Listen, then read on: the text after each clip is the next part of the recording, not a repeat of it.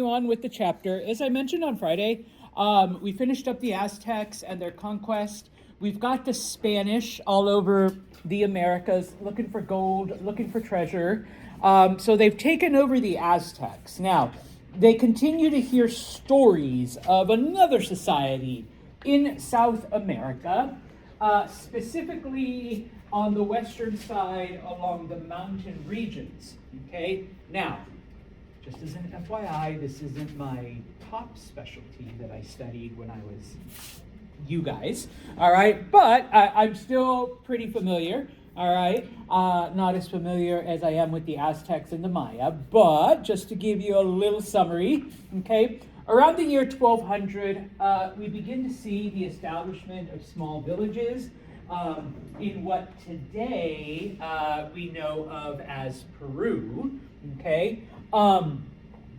The city of Cusco, which still exists today, okay, is originally their capital, okay? Now, eventually, this group continues to grow, just like every other society we've looked at, either through conquests or through intermarriage. So once again, my son's going to marry Grace's daughter, and our tribes are going to unite and continue to grow that way.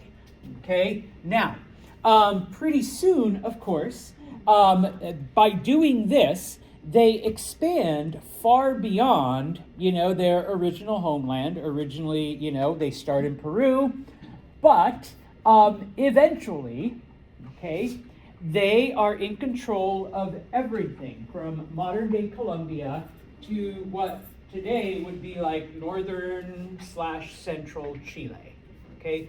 Which is a lot, okay? It is literally thousands upon thousands of miles, okay? Now, one of the things that they did was to connect the empire and to have it, under control, is that they built roads, okay? Now, this is kind of unique. Now, I know, Ms. Santos, we saw it in the Roman Empire, Romans' greatest engineers in history. Yes, you're right, okay? And while the Inca roads weren't quite at the level of the Roman roads, they were roads, number one, but no other Native American tribe, with the exception of the Aztecs, really did anything similar to that, okay? Now, there were no horses in the Americas before Columbus, okay? There really were no animals that the natives used to ride on. And, but don't they have llamas and alpacas? Yes, they do, but those are unrideable. Trust me on that one, okay? You will get hurt if you try, all right? So what the roads were basically for is they would send runners, okay, up and down the roads, up and down the mountains with messages. And, you get a good runner. I mean, obviously that's not me, but those of you who are runners, within a few days, a message could go from one end of the empire to the other. And so it was pretty well connected, okay? They had their own, communication system. Now, the Inca had a system of government very, very similar to feudalism in Europe, in that you had your space. It didn't belong to someone who was above you, okay? But as tribute, okay, you did pay, and I use that word loosely because you basically gave a portion of your increase to the people above you, and I don't want to call it a lord because they didn't call it that, but like I said, it was kind of similar to feudalism in that there was someone above you who provided protection and who provided, sustenance and whatnot, okay? At the same time, all right, you would also provide labor for the government. And so everyone, okay, X number of days out of the month, the work that you did was building roads, maintaining roads. You would be the person that was running messages between point A and point B. Okay? And like I said, in return, similar to the feudal system, the leaders, the ones that were up here, would take care of the people. Okay? Obviously, we're providing you a road. If there's, crop failure, we'll provide you with food. If there's some kind of environmental disaster, we'll provide you with assistance, whatever. Okay? Now, the rulers of the Inca, okay, were also the religious leaders. They were, it seems like almost every culture, every society, and whatever faith they may have is always, like this. And so, and so in this case, we have the priests, supporting the rulers, and of course the rulers giving special favor to the priests. And so in this case, the Inca had all types of festivals and ceremonies, and, once again, they were polytheistic, okay, so they believed in multiple gods and whatnot, okay. Now, at its height, not as extensive as the Aztec Empire population-wise, but at its height, it's estimated that the Inca had over 6 million people. Okay, now,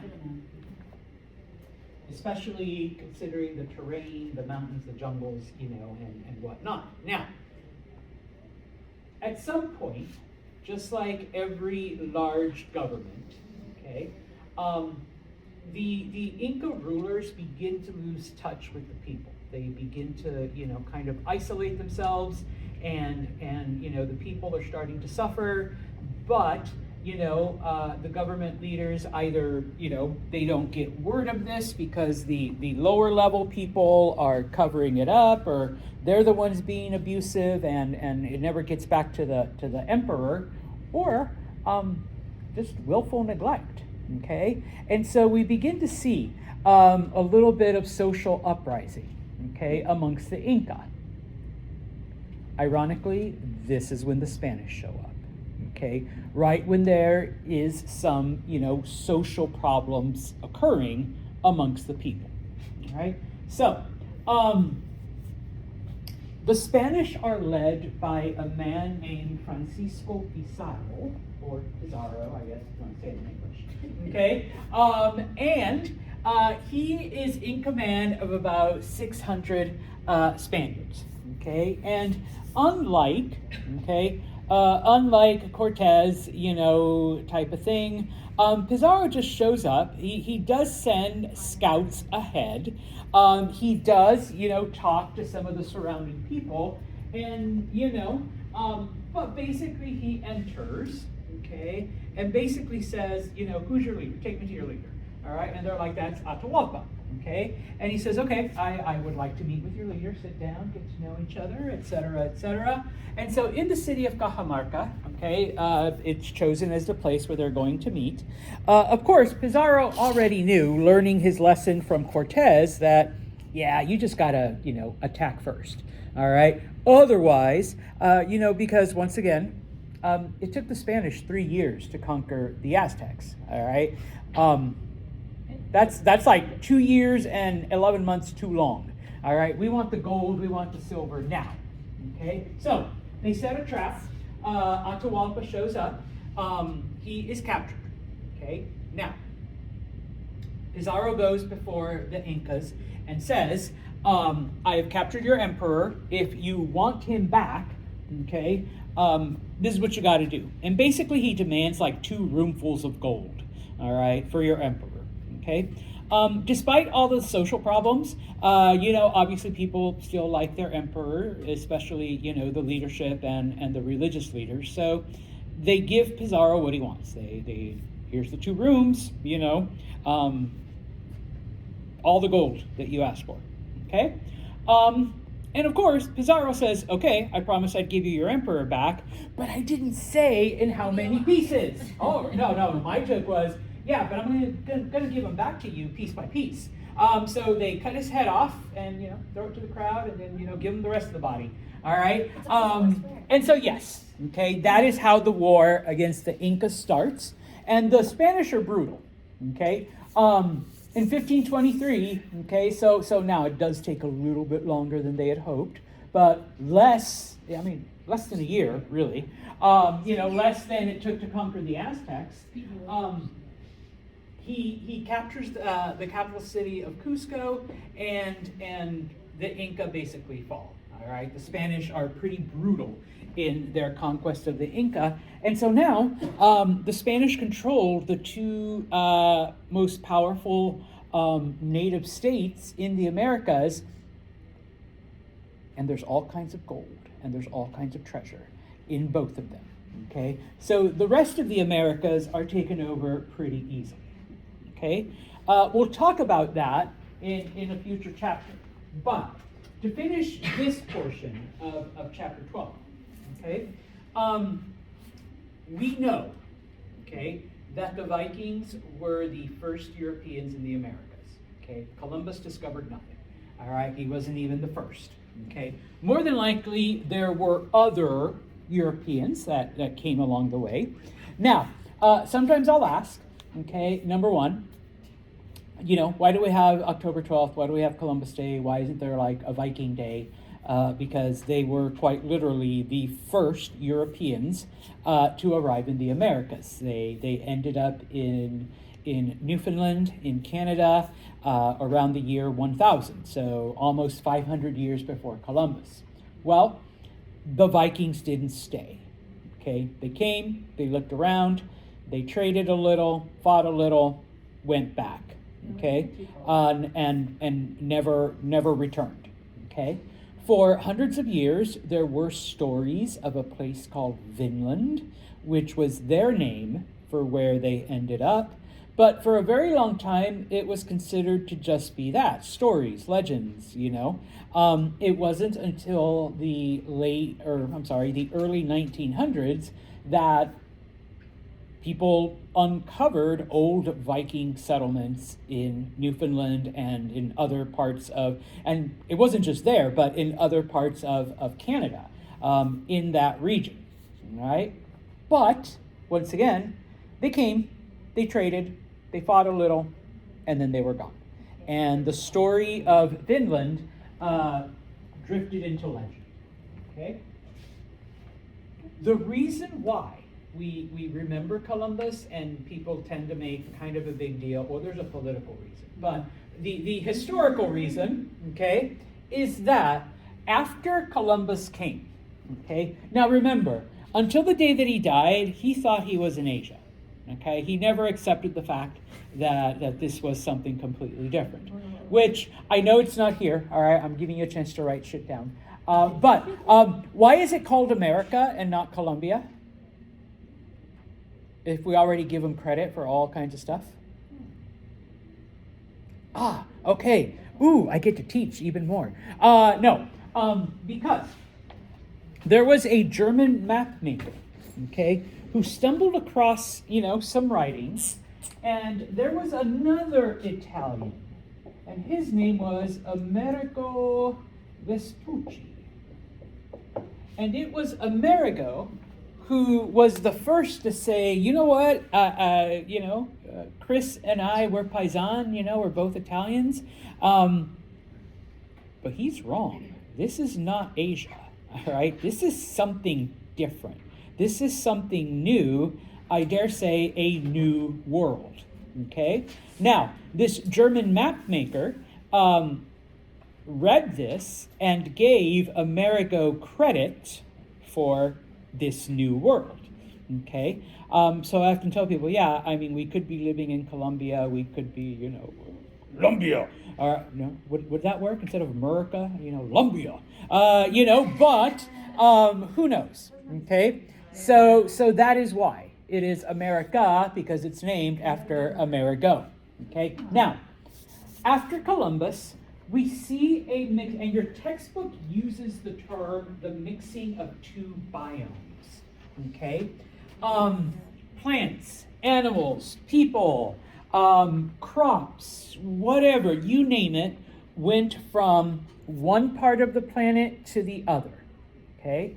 Now, we've already seen this when Muslim missionaries took Islam to Asia and they came back with bananas and sugar and all kinds of stuff. And that, changed, things. That, led to people wanting to go out and find this stuff. Well, now, okay, we see an even bigger exchange, okay, just because of the diversity and the variety of the different foods and animals and plants and stuff, okay? And even though, okay, so now Europeans, eat bananas and rice and, stuff like that Muslims brought from Asia, okay?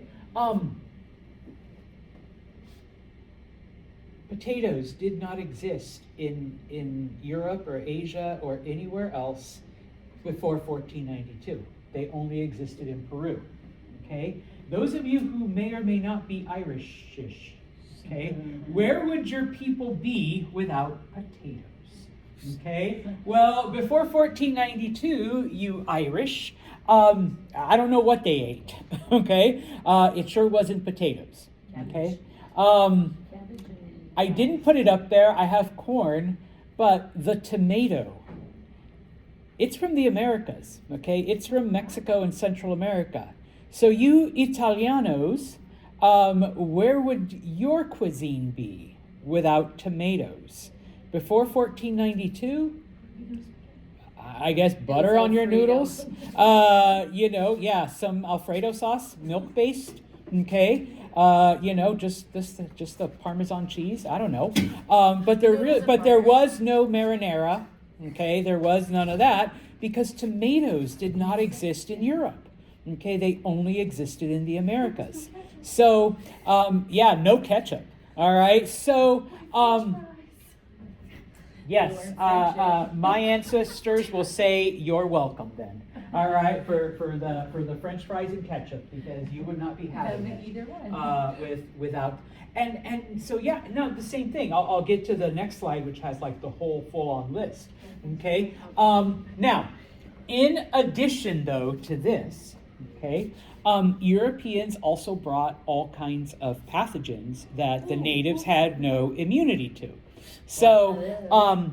Most of the natives that had this initial contact with the Europeans died from influenza, measles, smallpox, that most Native Americans had no immunity to. Eventually, some of the ones that do survive, because when it comes to, and we've seen it, within the last 5-6 years, there's some of us that are like genetic freaks that will fight off whatever disease and survive whatever happens. There's some of you that will catch everything and be sick all the time, all right? But then most of us are in the middle where, you could go either way. That's where science plays a role, kind of gives you that advantage, type of thing, okay? But up to 90% of natives in some areas died of things like the flu, all right, that they had no defenses against, okay? And then the ones that survived are eventually worked to death or just flat out killed, okay? So, but don't worry, I always add this, it's not in your textbook, but that's why you got Santos here.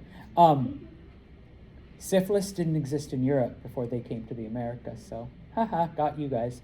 Type of thing, okay? Y'all know how you catch syphilis, though, right? Okay, some of you are like, yeah, some of you are like, what? How, Santos?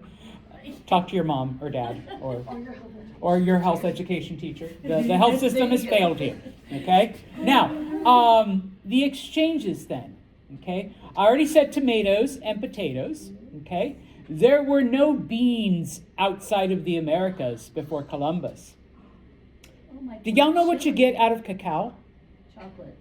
Yeah, if you love Hershey's, once again, you're welcome. All right. The Aztecs used it as currency. That's how valuable it was. You could buy things with chocolate. Okay. I know, right? So if you love chocolate, okay. Squash. Some of you are like, so what, Santo? Yeah, no, all kinds of squashes. Those were grown in the Americas. If you're a smoker, okay, tobacco. All right, tobacco is a uniquely American, or from the Americas. No offense, but like I can't imagine going to Europe and not, having like Germans and Bosnians and French people smoke around me all the time. All right, well, that didn't happen before 1492, and I brought it as a snack, but it's also my visual guide. Peanuts. Okay, peanuts do not exist or did not grow outside of the Americas. Okay, so. They didn't even know what we do with peanut butter. I know I was going to say, so then Irish people, what did you eat with your beer? You can't have peanut. Mackenzie's laughing. Yeah, that's right. What did my ancestors eat with their beer? Okay, what kind of snack did they have? I don't know. Okay, now. I guess. On the other side, on the reverse side, there was no cattle, there was no beef in the Americas before Europeans arrived. There were bison, okay, there was buffalo, but that's a little different, okay? So I'm here thinking, oh my God, like what kind of tacos did my ancestors eat? If there was no beef, okay? Maybe, okay? Oh, there were no pigs in the Americas, okay? There was wild boar and their kind of cousins. It's not the same, okay? So now I'm like, what, no carnitas either? Shit, okay, all right, you Europeans changed my people too, all right? There were no horses, okay? It's the Spanish who bring the horse. And so, funny thing is, the Spanish bring the horse to Mexico, okay? I don't know why people always comment about rabbits. I think horses are just as, whatever. Because eventually some of those horses escape, others are literally stolen. Give them about 300 years, and next thing you know, they are wandering across the Great Plains of the United States, just going crazy, just wild, just thousands and thousands and thousands of horses, because they multiplied literally like rabbits. Okay, and there they are. Okay, and so it changes. It changes predominantly the natives, because most of the native tribes of North America were, on foot. But then, you get things like the Apache and the Comanche and the Sioux and all of them, they become a horse culture, all right, because of this, okay? There was no wheat. That's why we used corn. That's why there was tortillas, okay? But now, bread, okay? No grapes. Well, it wasn't just for the grape, though. What comes from grapes? Wine, yes, okay? FYI, if you've never had Argentinian or Chilean wine or wines made in South America, you're missing out. Probably some of the best. I can recommend some pretty good Malbecs from Mendoza, which is a region of Argentina. Yes, very good wines. Okay, because some of the grapes that grew in France and Spain that they consider trash actually grew better in the Americas. Okay, so it's like, oh my God, we could make some pretty good wines. Okay, and of course, and we will talk about this, sugarcane. Okay, remember, Muslims brought it from India to, to the known areas.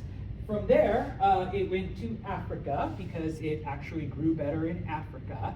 And then from Africa, the Spanish and the Portuguese take it to the Americas and discover that in those islands, and eventually in what eventually becomes Brazil, sugarcane grows 1,000 times better than it ever did in Africa or India, where it originated.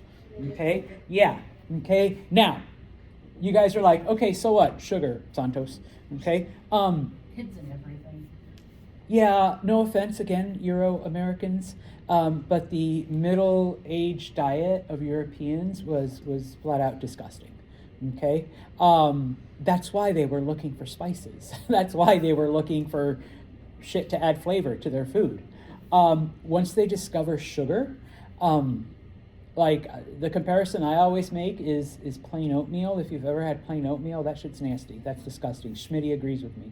All right. The only way I'll eat it is if you give me like one of those big things of sugar and I'll just start pouring it in, and maybe some butter. All right, but then like lots of sugar and mix it up, and there you go. We do maple syrup in our house. Yeah, no. Well, see, that's not part of the lecture. Yeah, they hadn't thought of cutting open a tree yet.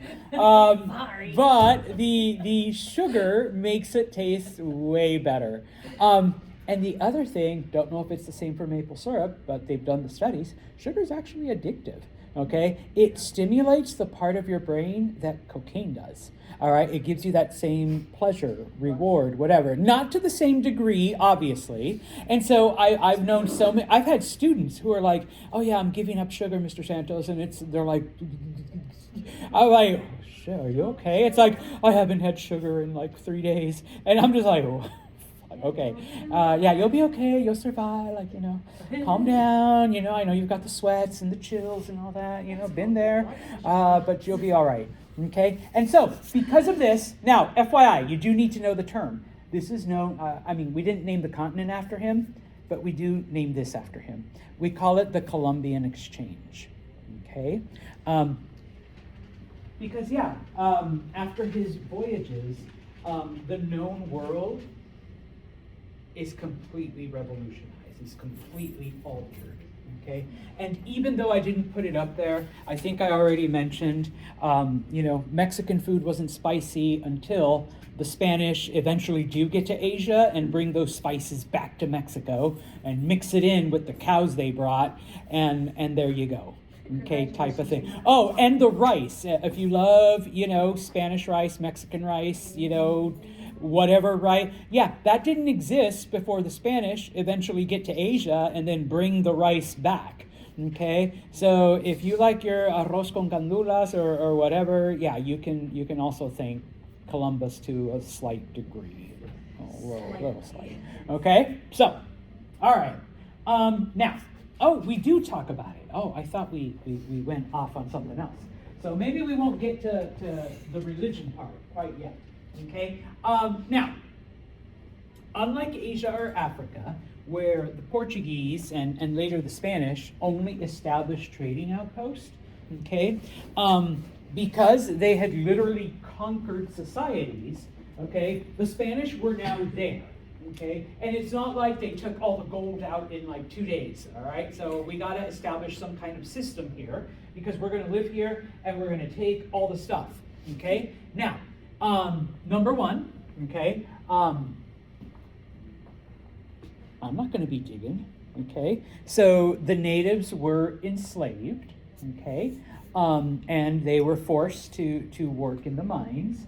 Now, for a lot of the native tribes, okay, other than the fact that they were being forced to do like superhuman labor, the actual system was not that different from what they had experienced, especially for the Inca. The Inca already had to pay tribute to the person above them, okay? So now that person is no longer an Inca, now it's a Spaniard, okay? So it's kind of like, okay, so you just switched who's at the top. Yeah. But we're basically doing the same thing, except these guys are meaner, all right? And the Spanish are a little meaner about it, okay? But we're doing the same thing.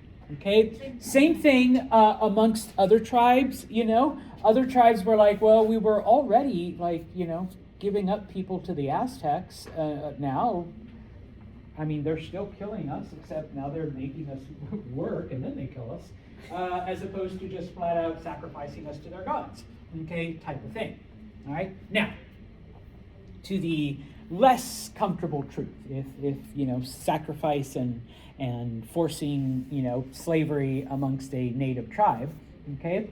The early settlers who came from Spain and Portugal were exclusively men, all right? No women came.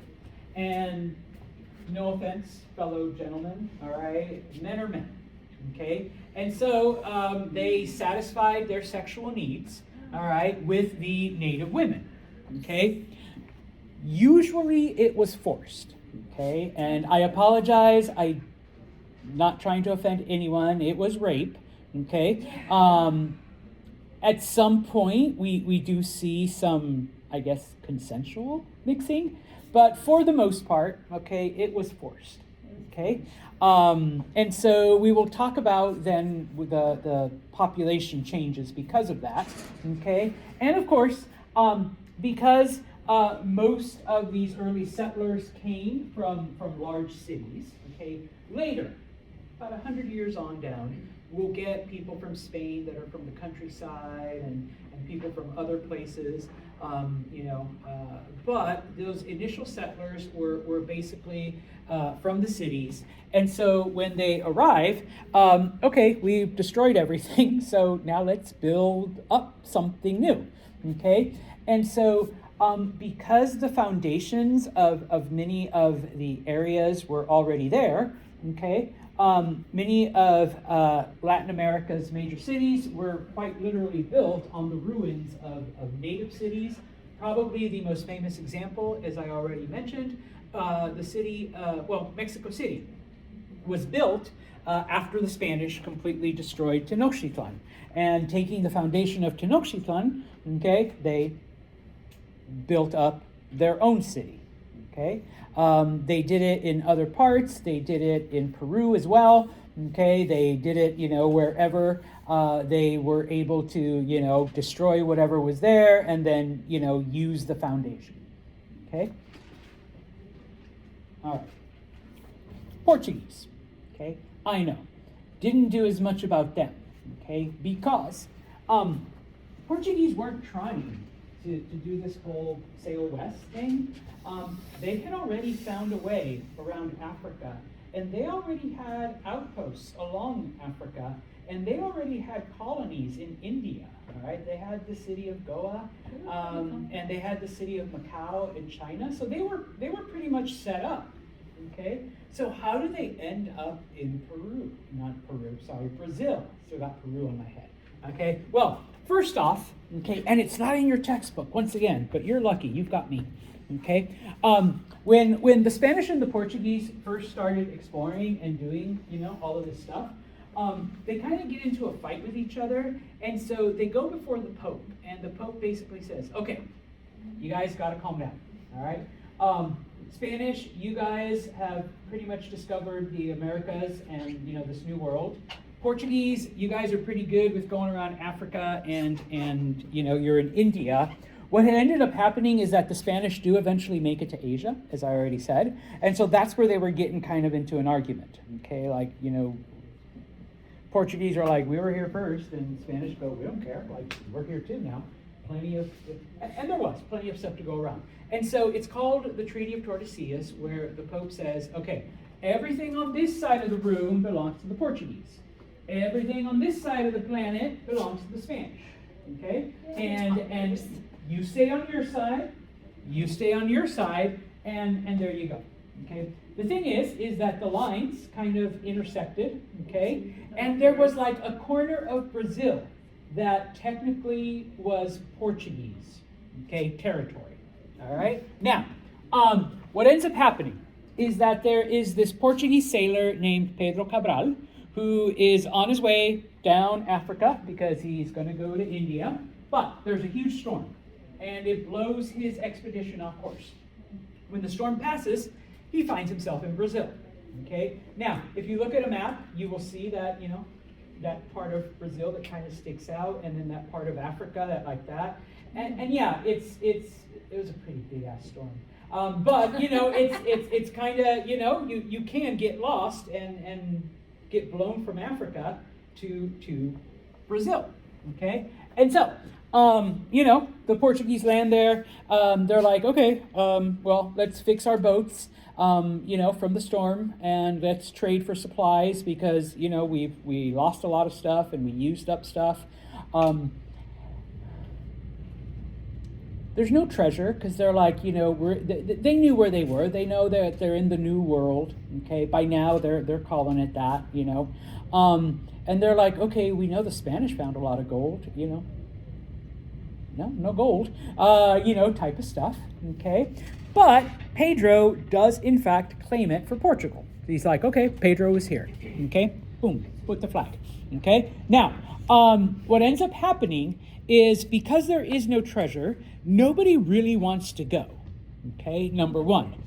And so what the Portuguese king begins to do is that, people that he owes money to or people that he owes favors to, he might go and say, hey, Mackenzie, I really can't pay you back, but how about this land in the New World, okay? Mackenzie's already saying, yeah, sure, why not? I'll take it. Okay, but of course, Brazil, even today, is like jungle and hot, and there's all kinds of tribes, and they're pretty violent, and there's all kinds of weird animals that will eat you and stuff like that. But the Portuguese king basically said, "Hey, Mackenzie, what you do with that land is up to you, but I don't owe you any more money. Our debt is clear." Okay, and so basically, what many of these landowners would do is they would, offer it, sublet to other people who, hey, you want your own farm? I got land in Brazil. Pay me, part of your growth, or part of what you make, or part of what you hunt, or part of whatever, and you can, and basically they were only answerable to the landowner. Okay, now. They tried to do what the Spanish did in enslaving the locals, but because, they didn't have the power of the Portuguese military, and because they didn't arrive with like overwhelming force, but also the tribes in Brazil were a lot more warlike and hostile than the ones that the Spanish encountered. So they fought back, number one. And even when the Portuguese were able to overwhelm them, you got the whole Amazon that you can hide in. All right, so they're like, fuck it, we're just go hide in the jungle. The Spanish will never find us, and they never did. Okay, in fact, there are still tribes that they're discovering even to this day that still live the way they did.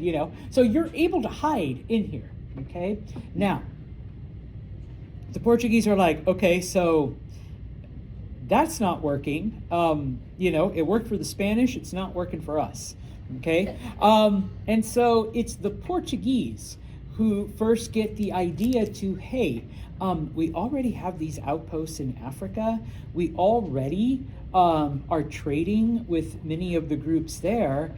They've offered us people before, like as part of whatever exchange we're doing. Why don't we just go and get a lot of them and bring them here and have them do all the work?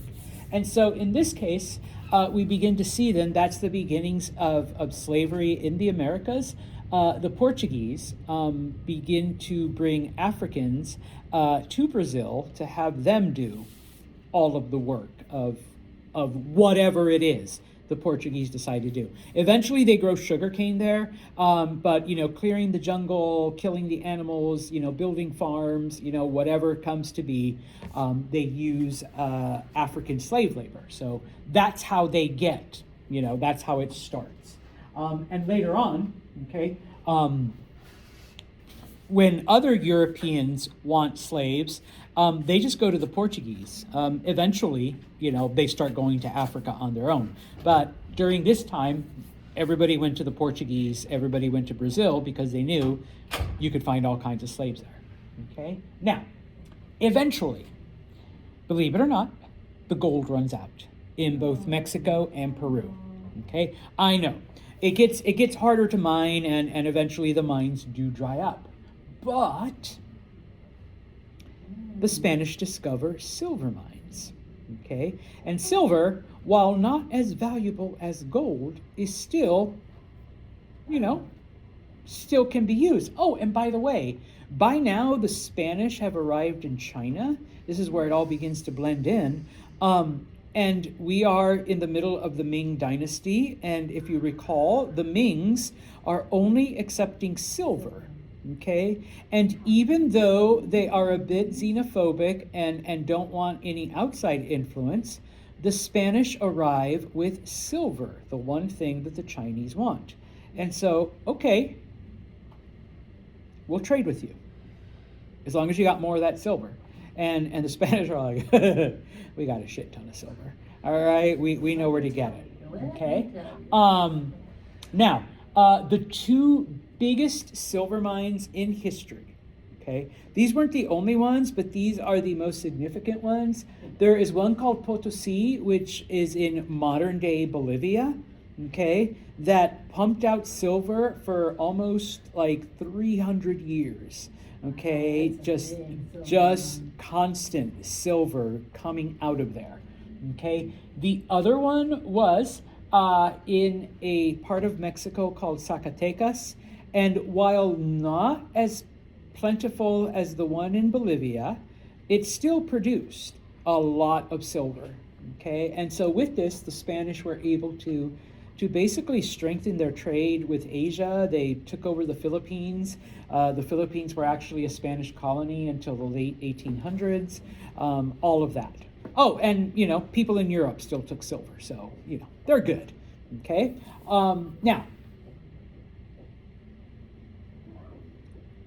I'm still not going in those mines. Okay, so in this case, they took the natives once again. All right, so hey, guess what? You're not looking for gold anymore. You're now looking for silver. Okay, they eventually begin to establish a system known as the mita. Okay, where you had to bring X amount of silver if you wanted food, if you wanted to live on the land, if you wanted shelter, if you wanted anything. Okay, you don't meet your mita, you don't meet your quota, then you don't get it. You don't get food. You don't get to then go back and keep working until you meet your quota. Okay, and so yes, they were literally worked to death. The natives that did not succumb to disease eventually died from overwork. Some of them rebelled, some of them escaped, but over time, they do begin to disappear. It's estimated that natives in some parts like Puerto Rico and whatnot, the Taino people were like 99.9% of the population was eliminated type of thing. And so, did you see what the Portuguese are doing in Brazil? Okay, I think the Portuguese are onto something. All right, and so the Spanish then begin to import slaves. Okay, where it really takes off, and I told you we'd get to sugar. Okay, was with the sugar plantations. Okay, yeah, we can use them for the mines. Okay, but tunnels are narrow. You can only have so many workers in there at a time type of thing, okay? But what about the areas that didn't have silver, that didn't have gold? Remember, the Spanish drained all the gold out of Hispaniola and Puerto Rico and Cuba and all of the islands of the Caribbean 100 years ago, okay? As I mentioned, they discovered that sugarcane from India via Africa grew way better in the islands and in Brazil than it ever did in Africa or in India. And it produced more sugar than it ever had before, okay? And so, if you had land and you were sad that there was no more gold or you didn't have any silver, you could just plant sugar. And you would be just as rich as someone who had a gold mine or a silver mine, okay? The problem, of course, is that the environmental requirements, wet, hot, humid, tropical stuff, okay? I don't want to work in that, okay? I don't think Schmitty does. Europeans are like, hell no, we're not doing that. And so they do try to enslave the natives to try to get them to do that. But by now, they've either all been killed off because of disease or because they've been worked to death. And if you want to make more money, you got to plant more sugar. And if you want more sugar, you need more workers. And we've killed off our labor force here. And so, okay, and yeah, okay, who would have known that in 100 years we would have needed a massive population of free labor, okay? And so what the Spanish do, like I said, they noticed what the Portuguese were doing, and so they go to Brazil and say, yo, Portuguese people, hey, we'll buy some of those slaves off of you, okay? Eventually, though, the Spanish need so many that it's like, okay, let's eliminate the middleman and send our ships directly to Africa and take them ourselves, yeah, okay? And so, believe it or not, okay, well, it's written down, it's history. these sugar islands became more profitable than Bolivia or Mexico with their silver, okay? Because Europeans wanted it so bad, okay? Now, another reason why they really couldn't use a lot of natives is because by now, the Catholic Church has determined natives have souls. You cannot enslave them, okay? You know what you got to do now that we've decided that they have souls? We have to convert them. We have to baptize them, okay? So we'll talk about that later, okay? But like I said in another class, that determination did not extend to Africans. So, okay, in this case, okay, they were used as slave labor on the sugar plantations. And, you know, it's hot, it's humid. The Spanish and the Portuguese are just as cruel as they were previously. Oh, and, you know, the Africans are actually better because a lot of them actually had immunity to all of the diseases that the Europeans had because they've had contact. All right, so guess what? They're not dying off from diseases, so, you know, our labor force is pretty steady, other than the fact that we're working them to death, okay? But hey, just go back to Africa and buy more, okay? Or, I'm sorry, kidnap more, all right, type of thing. You're buying them from the Portuguese, okay? It is estimated that during the history of the Spanish and Portuguese, we're not even talking about the English and the Dutch and the French and those that came later on, but just between the Spanish and the Portuguese, over 10 million Africans were taken and brought to the Americas. Okay, now, remember, once again, and those of you that took me for History 101, I already gave this speech. If not, then, all right. Slavery has always existed amongst humanity. Okay, it's just one of those things. Doesn't excuse it, okay? But through the ancient times, humans have always enslaved other people. The thing is in ancient history, okay, you had one city, and you had another city, and they went to war, and the losers became the slaves, okay? So it wasn't based on color, it wasn't based on any of that stuff. It was strictly, I won, you lost, now you're the slaves, okay? But Greeks, Romans, all of that, slavery was not perpetual, okay? Meaning that as children, okay, the children didn't lose the war. Schmitty lost the war. So Schmitty's the slave. But the children are free. Okay? So, boom. Okay? Later on, with Persians and some other groups, you end up having debt slaves. Okay? You get yourself into financial trouble. You can't pay back your debts. You sell yourself into slavery. Okay? To pay off your debt.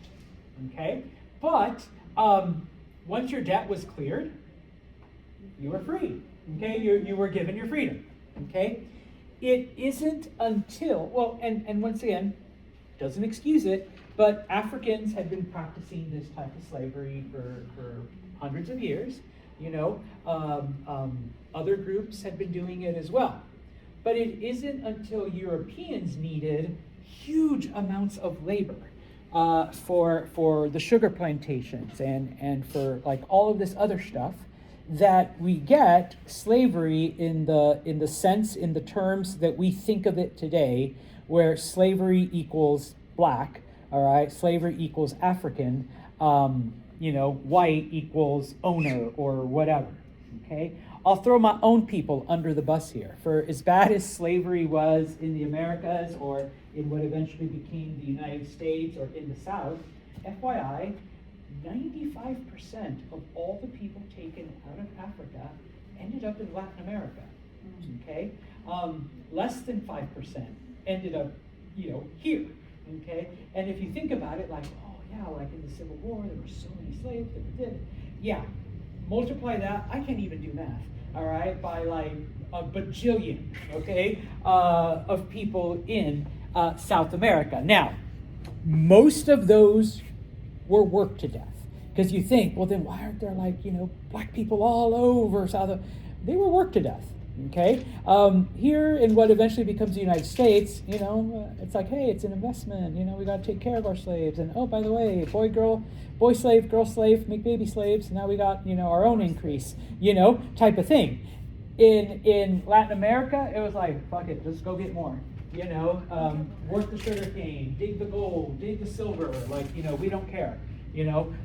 Type of thing. Okay, but yeah, I tell people, anywhere between 90 and 95% ended up in South America. Now, you do see, and I'll finish off with the maps. Okay, the bulk of people taken out of Africa do end up, Brazil and the Caribbean. Okay, which is why sometimes I'll tell people that's why I don't look like Bad Bunny. Okay, he's got a bit more African blood. I've got literally zero. I've done the ancestry.com. I've got like zero. I've got about 70% native and like 28% European.